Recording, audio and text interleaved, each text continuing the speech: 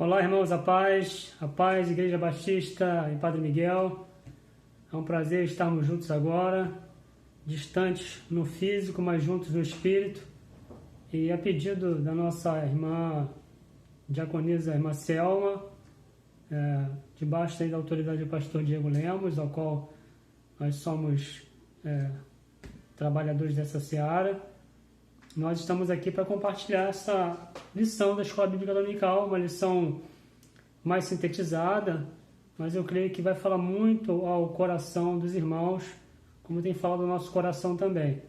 Então você vai poder dar uma estudada na escola, na lição de número 11, né?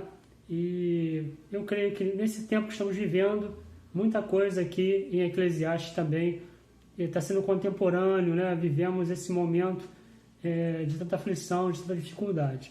Então vamos aí, o Vitor vai estar aqui me auxiliando, me ajudando. Vamos compartilhar essa lição, tá bom? O tema da lição, tudo tem a sua ocasião própria, né? O nosso texto está em Eclesiastes 3:1, o Vitor vai estar lendo daqui a pouco. Mas uma introdução a respeito de Eclesiastes, grande parte dos estudiosos entendem, e creio que foi Salomão que escreveu, porque ele se intitula como o filho do rei Davi, né? E ele vai dizer que ele é o Kohelet, né? Ele é o pregador, o mestre. Kohelet é o mestre, o pregador, o filósofo, o sábio. Então ele se intitula desta maneira. O livro vai falar muito sobre vaidade, né? A questão aqui da nova linguagem, ele vai tratar esse assunto como grande inutilidade à vida, né? Ele fala sobre isso. O livro trata desse assunto. Então vamos discorrer do capítulo 1 até o capítulo número 5. Não vamos ler todos os versículos, vamos ler os versículos que a revista nos dá, né? A nossa revista é esta aqui, ó. É o material que nós temos. Então você pode aí hoje estudar um pouco conosco a palavra de Deus. Vamos lá, Vitor. Vamos ler Eclesiastes, capítulo 3, versículo 1. Para todas as realizações há um momento certo. Existe sempre um tempo apropriado para todo o propósito debaixo do céu. Então o livro começa com vaidade, vaidade, e termina também. Ele fala de vaidade, vaidade, e tudo tem um propósito debaixo dos céus. Vitor, eu peço para você para ler o capítulo 1. Nós vamos começar a comentar aqui no capítulo 1, que nós temos algumas coisas a falar. Capítulo 1, a busca pelo sentido da vida. No capítulo 1, o autor, Salomão, está buscando um sentido para a vida. Então vamos ler o versículo 12 ao 15 e vamos comentar. Pode ler? Pode ler. Eu, o sábio, fui rei de Israel em Jerusalém. Empreguei todo o meu coração a investigar e a fazer uso do saber para explorar tudo o que é realizado debaixo dos céus. Que fardo pesado Deus colocou sobre os ombros dos seres humanos para deles se atarefarem. Examinei todas as obras que se fazem debaixo do sol e cheguei à conclusão de que tudo é inútil. É como uma corrida sem fim atrás do vento. Não se pode endireitar o pé, o que é torto, da mesma maneira que não se pode contar o que está faltando. Então Salomão está explicando que quando ele se colocou na experiência de sábio, compreender todas essas coisas, para ele foi uma grande frustração, um grande peso, um grande fardo, porque o homem não consegue compreender a sua própria existência, tem um ponto de interrogação. Então, do versículo 12 ao 15, ele dá essa explicação, e eu achei interessante também, nós lemos o versículo 16 a 18, vamos ler o 16 a 18? Então fiquei meditando. Ora, aqui estou eu com tanto conhecimento acumulado que ultrapassa a sabedoria dos meus predecessores em Jerusalém. Minha mente alcançou o ponto mais alto do entendimento e do saber. Por esse motivo, me esforcei ao máximo para compreender a sabedoria, bem como a loucura e a insensatez. Contudo, o que aprendi, de fato, é que isso igualmente é correr atrás do vento. Afinal, quanto maior o saber, maior o sofrimento, e quanto maior o entendimento, maior o desgosto. Então ele disse que tudo que ele compreendeu e ele tentou dar esse sentido à vida se tornou um grande fardo para ele, um grande peso. Não há capacidade do homem entender, ainda mais o homem do Antigo Testamento. É claro que nós vamos caminhar, estamos falando de um homem que não teve a revelação plena em Jesus, né? Que ele fala de viver e morrer, de ir para a sepultura. Aqui a mensagem de Eclesiastes não tem uma mensagem profética, ele não vai dizer assim diz o Senhor, ele está usando a prática da vida e o que a vida nos traz, como viver. Essa é a grande expectativa de Salomão, como compreender o viver. Tem as suas frustrações, mas ele sempre vai caminhar e apontar para Deus. Sem Deus, eu ficaria frustrado com toda a sabedoria, com todo o conhecimento, com toda a riqueza, com tudo que eu tenho. Se Deus não for o centro, eu reconhecer que Deus me deu de presente a vida, eu serei frustrado. É essa a ideia. Mas aí, a gente pega essa visão de Salomão, buscando a sabedoria, e nós temos outro personagem, que também era um sábio, e passou por uma adversidade, um problema muito grande, e ele teve os seus amigos que questionaram o seu problema.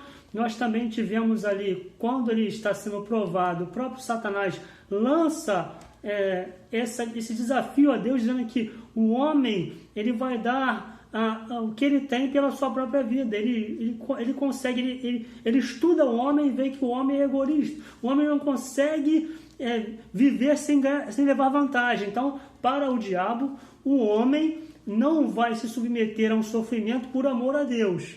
E temos o problema do Jó, que não compreendia, mas se deixava ser tratado por Deus. Ele entendia no seu coração que ele não tinha praticado nenhum mal, nenhuma transgressão, e ele ficou confuso porque tudo aquilo chegou até ele, mas ele não fica frustrado, ele não murmura. Ele é alguém que espera, ele tem as suas lamentações, mas ele espera em Deus, que Deus se levante para julgar a sua causa, que Deus mostre para ele porque ele está passando por isso, que Deus faça um tribunal e coloque ele para ele se justificar diante de Deus. E aí nós temos aqui no capítulo 38, por favor, 38, do 1 ao 3, o Jó sendo agora levado ao tribunal e Deus vai fazer algumas perguntas a ele. E aqui a gente faz essa comparação com Salomão e a gente só vai ter plena paz diante das adversidades quando Deus compreendermos a vontade e soberania de Deus.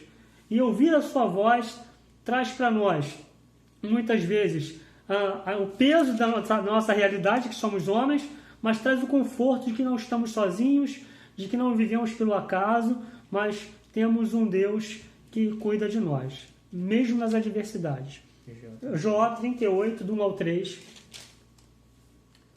Então, eis que Deus respondeu a Jó, do meio de um tufão, e indaga: quem é este que busca turvar os meus desígnios com palavras sem conhecimento? Agora, pois, prepara-te como homem, porquanto eu te questionarei e tu me responderás. Então, o livro de Eclesiastes é um manual, né? Salomão está dizendo, é um manual prático para viver, né? Nascer, desenvolver e morrer. Está na nossa revista aqui, você que leu. É exatamente isso. Para o Jó, agora Deus vai falar com ele e vai perguntar quem é esse que sem conselhos, sem entendimento, começa aí a fazer alguns questionamentos da soberania de Deus. Agora vamos ao Jó 42, no ao 6, porque depois do 38 até o 41, Deus vai pegar a criação do universo, Deus vai pegar a criação dos astros, Deus vai pegar a criação dos animais, da fauna, da flora, e vai perguntando a ele se ele sabe responder. E ele não tem como responder, porque não está lá. É um momento Deus faz até um sarcasmo com ele e pergunta, você deve saber, porque você já é velho, você tem muito tempo, talvez você estivesse lá comigo para me auxiliar nessa criação. E aí Jó vai responder, Jó 42, Jó responde do 1 ao 6. Então Jó abre seu coração diante de Deus e declara: sei que podes realizar tudo quanto desejares. Absolutamente nenhuma das tuas ideias e vontades serão frustradas. Tu questionaste: quem é este que sem conhecimento obscurece o meu conselho? De acordo De fato, falei do que não entendia. Abordei assuntos sobremodo complexos sem a devida sabedoria. Tu ordenaste agora, pois, ouve-me, e eu falarei. Eu te questionarei, e tu me responderás. De fato, meus ouvidos já tinham ouvido a teu respeito. Contudo, agora os meus olhos te contemplam. Por essa razão, menosprezo a mim mesmo e me arrependo sinceramente no pó e na cinza. Bom, aqui em Eclesiastes ele está falando sobre a questão da vida, né? O nosso professor aqui, que escreveu a revista, ele fala uma coisa muito interessante, né?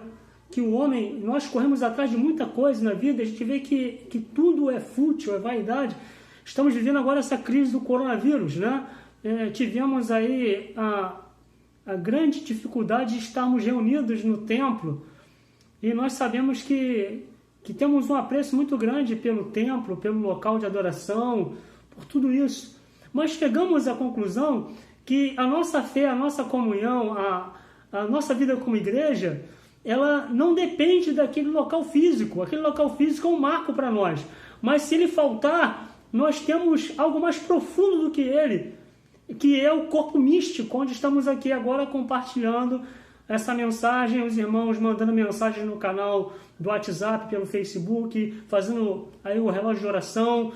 Então, a nossa esperança é essa, nós não corremos como loucos sem saber para onde vamos, nós temos uma esperança que está em Cristo, e ainda que tudo isso venha trazer uma frustração, nós estamos vendo aí os países, a quebradeira na bolsa, né, o dólar subindo, a preocupação com o desemprego, nós colocamos nos noticiários as pessoas perguntando o que vai ser da vida delas, se não vai ter trabalho. Há um desespero total. E é isso que Salomão não consegue compreender, nenhum homem vai conseguir responder, porque foge do nosso controle, e o livro está dizendo que Deus está no controle de todas as coisas. E aí a gente sai desse capítulo e vai para o capítulo 2. Né? O capítulo 2, nós temos aí o tema da nossa revista, o subtema, é o engano da vida fácil e supérflua. Capítulo 2, nós vamos entrar aí no capítulo 2, o engano da vida fácil e supérflua, capítulo 2. O versículo 17 e 18, nós vamos ler e vamos fazer uma comparação de Mateus 6, do 25 ao 34, porque é vamos dizer assim, Jesus está, de alguma maneira, dando um comentário bíblico de Eclesiastes, né? E a gente vai entender agora, Salomão fala dessas coisas todas, da existência da vida, e agora ele entra como tudo isso é fútil. Vamos ler, Vitor? Capítulo 2, 17 e 18. Detesto a vida, pois vejo que a obra que se realiza debaixo do sol é árdua e desagradável.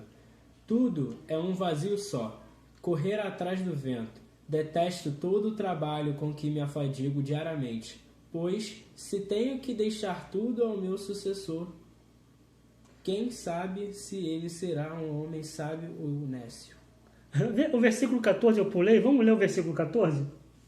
Entendi que o sábio tem olhos que enxergam melhor e além, mas o tolo Versículo 14. tateia pelas trevas, entretanto notei que ambos têm a mesma sorte. Então, Salomão está dizendo que é um enfado, correr atrás do vento é um peso, é um fardo pesado, é uma coisa inútil, ninguém consegue correr atrás do vento. O vento vai de um lado para o outro, o vento não pode ser capturado. Ele faz isso. Então, ele, como homem, ele tem uma limitação. É como nós estamos vendo hoje, a limitação dos governos, das nações, dos homens, onde a riqueza não pode agora dar uma resposta. Nós corremos atrás de uma vacina para uma enfermidade, mas tem outros problemas por trás disso, pessoas com câncer, pessoas precisam fazer hemodiálise. Há tanta demanda por trás desse problema nosso que alguém pode ficar fatigado, como Salomão, dizendo a vida é uma loucura, não há mais possibilidade para viver. Por isso tem muita gente se suicidando, porque se nós levarmos o sentido da vida sem a presença de Deus, a nossa cabeça pira, a gente dá um troço. Aí nós temos a interpretação de Mateus, capítulo 6, versículo 25 ao 34, onde Jesus parece que vai fazer um comentário bíblico desse capítulo que lemos. 25 ao 34, né? 25 a 34. 6. Mateus 6. Tá bom, beleza.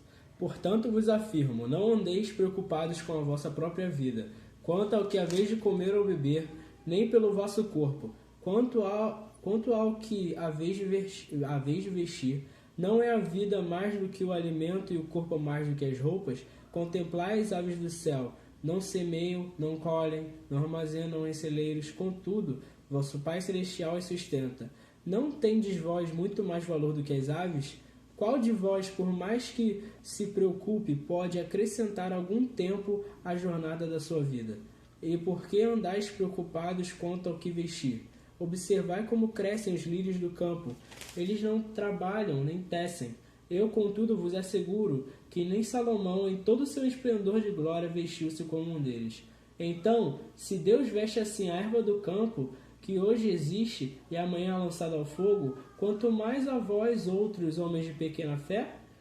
Portanto, não vos preocupeis dizendo, que iremos comer, que iremos beber, ou ainda, com que vestiremos? Pois são os pagãos que tratam de obter tudo isso. Mas vosso Pai Celestial sabe que necessitais de todas essas coisas. Buscai assim em primeiro lugar o reino de Deus e a sua justiça, e todas essas coisas vos serão acrescentadas. Portanto, não vos preocupeis com o dia de amanhã, pois o amanhã trará suas próprias preocupações. É suficiente o mal que cada dia traz em si mesmo. Então, enquanto Salomão está aqui buscando, compreendendo, Jesus dá uma palavra de plena revelação do que é existir debaixo do poder de Deus. Busquem o reino de Deus, a sua justiça, e as demais coisas serão acrescentadas. Por que vocês estão preocupados? Aí ele vai citar Salomão aqui. Vê, Salomão se vestiu, mas nem se compara ao lírio que hoje nasce e amanhã morre, daqui a pouco se queima.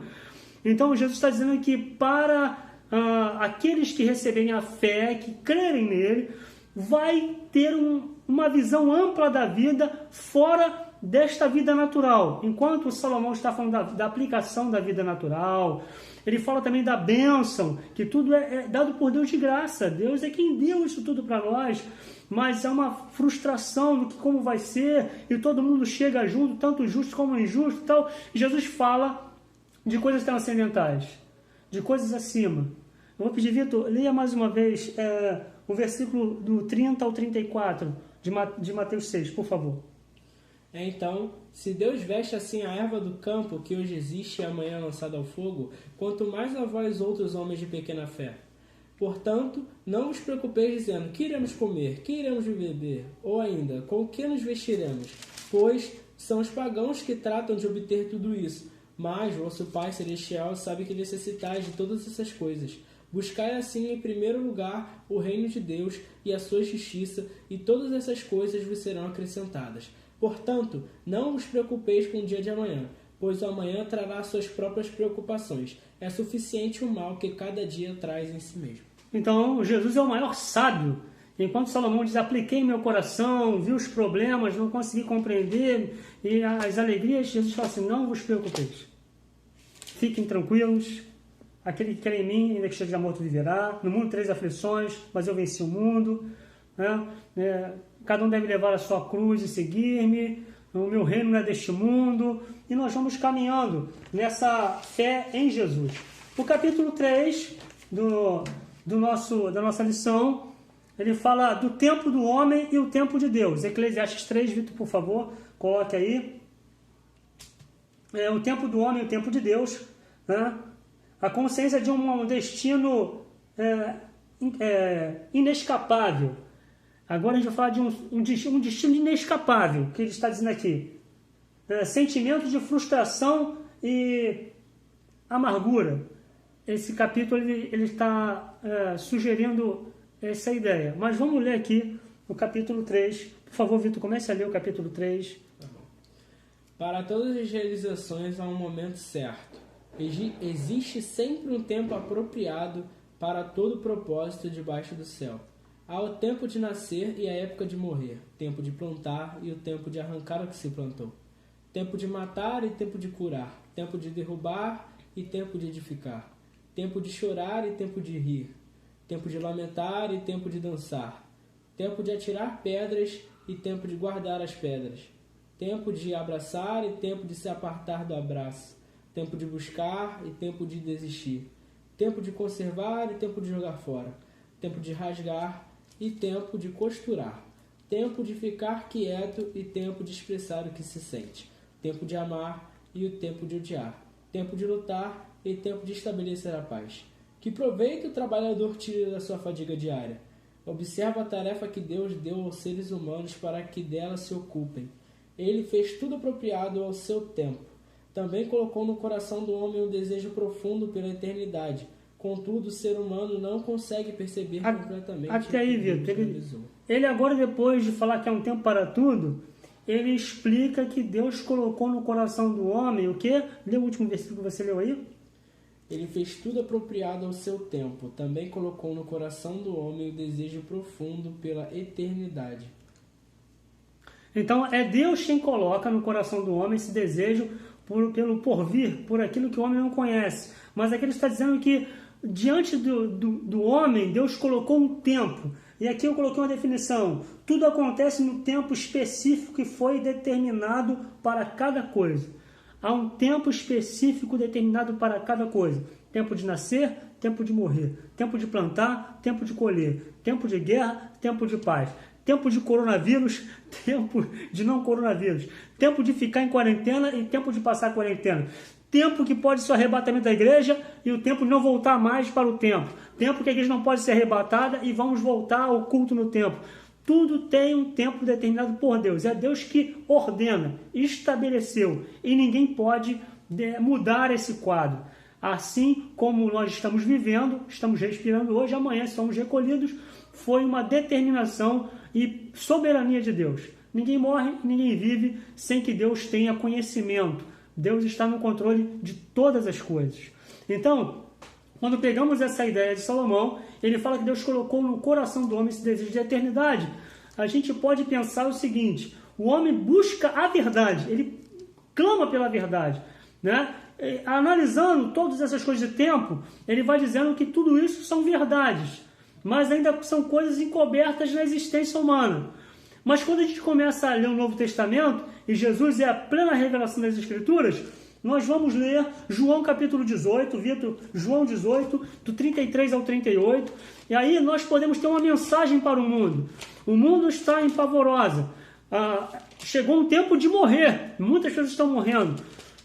Talvez seja uma diversidade tão grande do nosso tempo como nas guerras que vivemos no passado. Nós não somos da geração da guerra. Tem alguns que eram crianças quando a guerra começou. Temos alguns que viveram na guerra, são poucos. Na Segunda Guerra Mundial, não é? Que foi uma grande destruição na humanidade. Agora vivemos esse momento de epidemia, onde as coisas chegam para nós e a gente quer buscar a verdade dentro desse tempo. E aí vamos ouvir o que Jesus vai dizer a Pilatos a respeito do tempo. Então Pilatos entrou novamente no pretório, chamou a Jesus e interrogou-lhe: És tu o rei dos judeus? Jesus lhe respondeu: Essa questão é tua, ou outros te falaram a meu respeito? Replicou Pilatos: Porventura sou judeu? A tua própria gente e os chefes dos sacerdotes é que te entregaram a mim. Que fizeste? Ao que lhe afirmou Jesus: Meu reino não é deste mundo. Se fosse, os meus servos lutariam para impedir que os judeus me prendessem, mas agora meu reino não é daqui. Contudo, Pilatos lhe inquiriu: Então tu és rei? Ao que lhe respondeu Jesus: Tu dizes acertadamente que sou rei. Por esta causa eu nasci e para isto vim ao mundo, para testemunhar da verdade. Todos os que pertencem à verdade ouvem a minha voz. Então Pilatos questionou a Jesus: Que é a verdade? E assim que disse isso, saiu de novo para onde estavam reunidos os judeus e lhes disse: Não encontrei qualquer falta neste homem. Então Pilatos é o homem de todos os tempos. Tempo de Salomão, tempo de Pilatos, as pessoas querem buscar a verdade, a razão da existência. E Jesus disse: Você está dizendo que eu sou rei. para este propósito, outras traduções, para este tempo. É nesse momento eu fui enviado para isso. Jesus é o homem perfeito que sabe o tempo. Ele vai dizer, quando é perguntado a respeito da escatologia, quando será a tua vinda, tal, ele se limita a dizer, este problema o Pai tem, nem eu, nem os anjos sabemos. Só o Pai tem esse tempo determinado. Então ele se submete à autoridade do Pai para o tempo da conclusão do final dos dias. Mas para aquele tempo que ele se manifesta, ele fala que ele é a verdade. O homem busca a verdade, está aqui. Tudo tem o seu tempo determinado debaixo, né, para todo propósito debaixo do céu. Há tempo de nascer. A gente quer buscar essa verdade, essa razão dessa existência. E aí Salomão chega nesse versículo e diz, olha, é Deus quem coloca no coração do homem. É Deus que se revela ao homem. E essa revelação vem através de Jesus. Nunca a Escritura foi tão revelada com tanta clareza como em Jesus. Ele disse, eu sou. Eu sou. E quando ele começa a dizer eu sou, ele vai se manifestando em todas as formas figuradas do Antigo Testamento e vai revelando a verdade que é estar nele. Então, quando lemos aqui o capítulo 3 da nossa revista, o tempo de Deus, o tempo do homem versus o tempo de Deus, é que o homem não domina o tempo. O homem vive no tempo. Quem domina o tempo é Deus, que é atemporal. Deus não existe, Deus é. Antes da eternidade, ele já era Deus, que a eternidade é um atributo de Deus. Só começamos a contar a eternidade porque Deus existe, porque para Deus não precisava chamar a palavra eternidade, porque é a verdade dele, ele é. Então nós não precisamos nos preocupar em dar resposta, Deus existe ou não, ele é, apenas é. O único ser que existe sem tempo é Deus, ele é atemporal. Todos nós temos o tempo. Todos nós estamos limitados. Vamos para o capítulo 4, vamos avançar no capítulo 4. Temos aqui o capítulo 4, os males e as tribulações da vida. Veja, ele sai do capítulo 3, o tempo de Deus e o tempo do homem, ele fala que é tempo para tudo, ele começa a compreender isso e fala que é Deus que coloca no coração do homem, e agora no capítulo 4 ele começa a explicar o enfado desse tempo, dos problemas desse tempo, da vida desse tempo. Vamos lá, Vitor. Vamos ler o capítulo 4 da nossa revista, os males e tribulações da vida. No capítulo 4, nós temos aí alguns versículos. Vamos ler aí alguns versículos, eu te peço para parar quando for chegar. Vai lá. Fiz nova análise e observei as expressões todas que se... Fiz nova análise e observei as opressões todas que se cometem debaixo do sol. Vi as lágrimas dos oprimidos e notei que eles não têm quem os console. O poder está à disposição dos opressores em toda parte, e os oprimidos não encontram quem lhes dê apoio. Isso me levou a considerar os mortos mais felizes do que os vivos, pois estes ainda têm que atravessar a vida. Todavia, mais feliz que ambos é aquele que ainda não nasceu, que não viu e não teve contato com a malignidade que se pratica debaixo do sol. Observei também que todo trabalho e todo êxito ocorre porque há uma competição entre companheiros.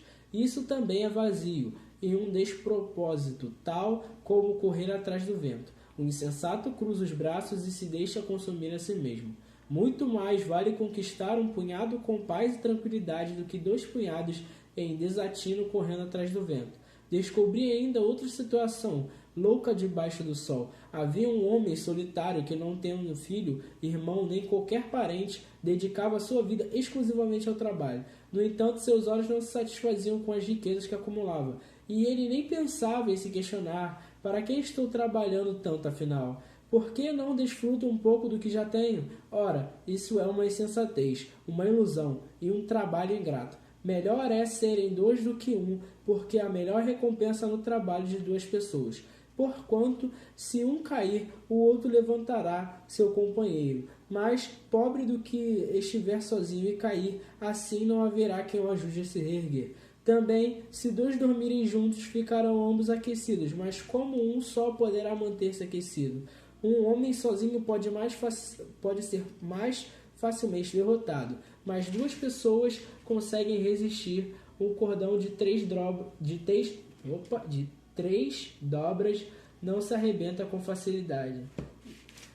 Mais vale um jovem pobre e sábio do que um rei ancião insensato, que em sua arrogância já não aceita mais os conselhos. Ainda que o jovem seja um ex-detento ou tenha nascido de uma família de mendigos, poderá chegar ao trono e governar uma nação.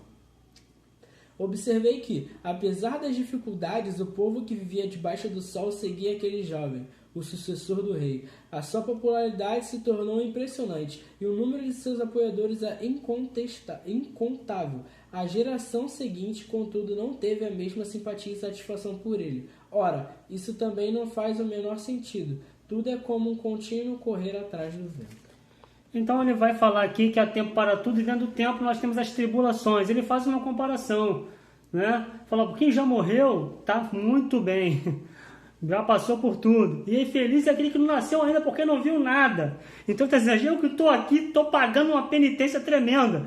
Depois ele entra no caminho do trabalho, o cara que trabalha muito, a inveja chega até ele. Depois ele fala do cara que é solitário, ele precisa de alguém para estar junto com ele, porque no momento de uma aflição, se ele estiver sozinho, com quem ele vai contar? Depois ele vai falar da fama, ele trabalha a fama, né? De um rei que foi deposto, e depois do jovem que sobe ao reino. Tudo isso é vaidade, é o que vivemos hoje.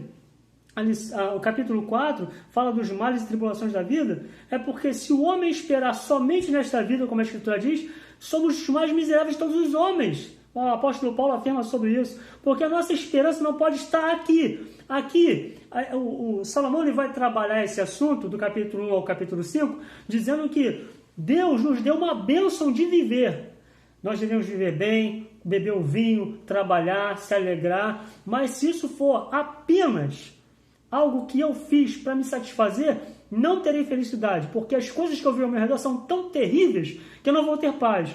Mas eu vivendo, sabendo viver com a minha família, se alegrar com a esposa, com os filhos, se alegrar com o trabalho, com a fazenda que me foi dada, esperando em Deus e olhando que toda essa diversidade é algo da nossa natureza, que o homem é imperfeito, mas que Deus é bom e nos deu a vida para viver, teremos uma nova perspectiva de vida. É isso que ele está explicando. No capítulo 4 ele fala desse enfado. Então a fama passa. No final ele diz, tudo isso passa, essa fama vai passar. Nós vemos que o ciclo do que deseja ser famoso, ele é um local vago, né? Ele é ocupado e sai, a pessoa entra e sai, né? Os jogadores do passado já não existem mais. E ele vai dizer, olha, aquele que é do passado, os que estão hoje vão se esquecendo, quem vem depois nem sabe quem é, né?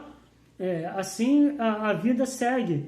Então a indústria da mídia precisa manter aquele status da fama, colocando uma pessoa sempre naquele tempo, contemporânea, aquele momento, né? Os cantores do passado, os atores do passado, os heróis do passado, eles vão sendo tirados de cena e vão colocando outros. O mesmo personagem, ele vai sendo ocupado por outros atores. As dançarinas, as cantoras, vai sendo colocado e tudo passa, tudo vai embora. É o que está dizendo, a nossa vida natural, ela é passageira.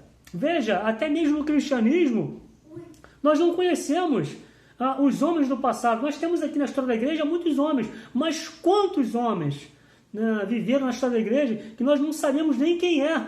Tem o livro A Catatumba de Roma, né, os mártires do Coliseu, os mártires da vida cristã, tem muitos nomes ali que se você não ler, você não vai saber nem quem é, e muitos não chegaram com o seu nome ali, né? Nós temos agora centenas de irmãos mortos em muitos lugares que a gente não sabe nem o nome, que daqui a pouco vai ser enterrado e vai se passar lá. Foi mais um que morreu por ser perseguido, por mais um que morreu por alguma adversidade, e o tempo passou. É o que ele está dizendo, o tempo passa. A gente precisa ter uma esperança em Deus, que nós não vamos passar em Deus, permaneceremos para sempre com Ele. Por isso, quando Jesus foi perguntado para ele a respeito da vida e da morte, ele vai dizer, olha, sobre os mortos eu vou dizer uma coisa, Deus não é Deus de mortos, mas de vivos. Ele é Deus de Abraão, Isaac e de Jacó. Claro que o nome de Abraão, Isaac e Jacó é muito conhecido entre nós, mas ele está dizendo, ainda que a memória de Abraão, Isaac e Jacó seja apagada dos homens, diante de Deus ele está vivo. Diante de Deus, ele está plenamente em ação. Para Deus, o tempo do homem com ele não é uma vaidade, mas é uma eternidade, um prazer. O homem está para sempre com Deus. Né? Vamos agora para o capítulo 5, para encerrar a nossa aula. Vamos falar da praticando a religião com temor. Isso aqui é muito importante, porque depois que ele sai do capítulo 1, 2, 3, 4, ele fala das coisas da vida, ele chega à conclusão de que, ainda que vivemos assim, uma coisa nós temos que fazer. Temos que viver uma vida certa com Deus. Temos que temer a Deus. Senão, como diz aí, a vaca vai para o brejo. Vamos lá, capítulo 5, versículos 6 e 7. Não permitas, pois, que tua boca te conduza ao pecado, e não digas ao sacerdote, ao mensageiro de Deus, cometi um engano, o que prometi em meu voto não foi bem o que eu queria dizer. Ora, por que irritar a Deus com o que dizes e levá-lo a destruir tudo quanto construíste mediante ao teu trabalho? Muitos sonhos e muitos absurdos acabam provocando conversas insensatas. Tu, porém, conserva o temor, o teu amor reverente a Deus. Vamos ler o versículo 1, Vitor, por favor? Cuida dos teus passos e se reverente quando adentrares o santuário, a casa de Deus. Aproximar-se para ouvir vale muito mais do que vários sacrifícios oferecidos pelos tolos, ainda que não percebam o mal que estão fazendo.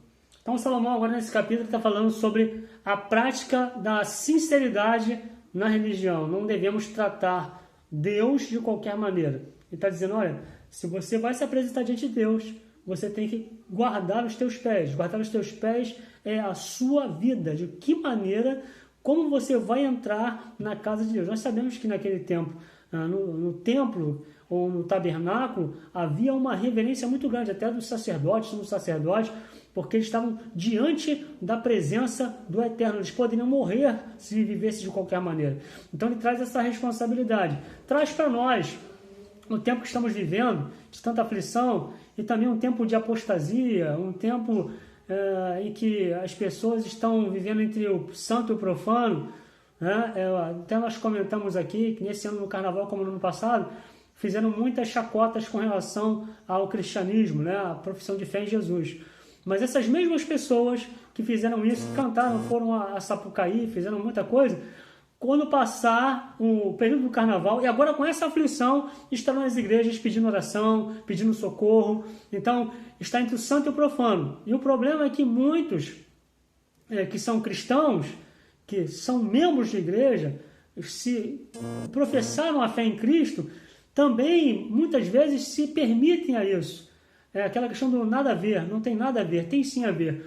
Nós devemos viver uma vida santa, justa e agradável diante do Senhor. Precisamos viver dessa maneira.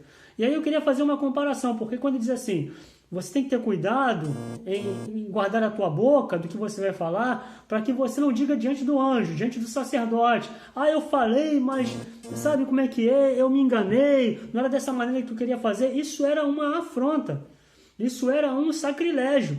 Então é muito perigoso o que está dizendo. Você não pode brincar com aquilo que você disse para Deus, porque você não está falando para qualquer um. Você não está fazendo um voto, um plano, uma aliança com qualquer um. Você está fazendo uma aliança e dizendo àquele que te deu a vida que você se propôs a cumprir, né, o voto que você fez naquele momento, naquela dispensação. E aí é interessante quando o Tiago fala, né, no capítulo 5, versículo 12, você não deve jurar nem pelo céu e pela terra, porque se você jurar pelo céu, é o trono de Deus, e a terra são os cabelos dos seus pés. Cuidado, não jure, não coloque o nome de Deus, não faça isso se você não tem entendimento.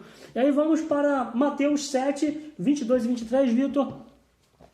Vamos comentar rapidamente, parece não estar no contexto, mas é algo também muito importante que vai acontecer com todos aqueles que naquele dia se aproximaram de Jesus e andaram de qualquer maneira, como disse Salomão, não guardaram seus pés.